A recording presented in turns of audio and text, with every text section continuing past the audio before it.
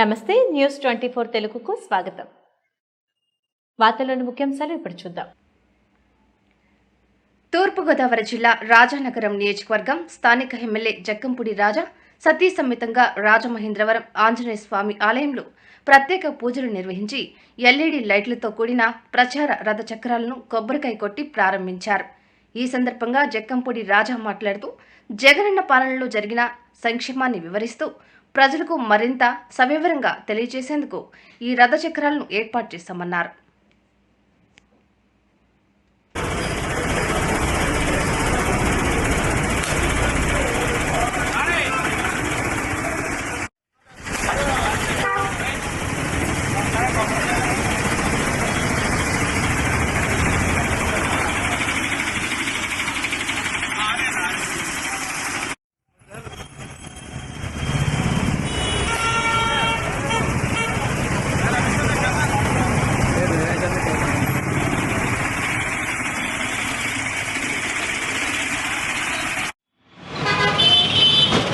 రాజానగరం నియోజకవర్గంలో జరిగినటువంటి గడిచిన 4.5 సంవత్సరాలుగా వైఎస్ఆర్ కాంగ్రెస్ పార్టీ పాలనలో అభివృద్ధి సంక్షేమ పథకాలని ఎన్నికలు సమీపిస్తా ఉన్న తరుణంలో మరింత విస్తృతంగా ప్రజల్లోకి తీసుకుని వెళ్ళాలనేటువంటి ఉద్దేశంతో మరి ఎల్ఈడి వెహికల్స్ని పెట్టడం జరిగింది.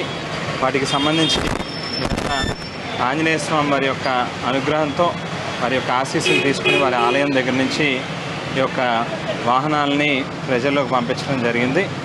జగన్మోహన్ రెడ్డి గారు ఏదైతే ఎక్కడ ఎప్పుడు ఎన్నడూ మనం విననిది చూడనిది ఇవాళ ఒక గొప్ప సంక్షేమ ప్రభుత్వ పాలన ఈ రాష్ట్రంలో అందిస్తూ ఉన్నారు. ఇవాళ అందుకు గాను ఆయనలోనే ఒక బలమైనటువంటి నమ్మకంతో విశ్వాసంతో ఖచ్చితంగా మనం ప్రజలకు మంచి చేశాం కాబట్టి ప్రజలు మనల్ని ఆశీర్వదిస్తారనేటువంటి నమ్మకంతో ఎన్నికలకి ఏదైతే వెళ్తూ ఉన్నామో ఇవాళ మేము కూడా అంతే ఆత్మవిశ్వాసంతో ప్రజల్లోకి వెళ్ళబోతూ ఉన్నాం.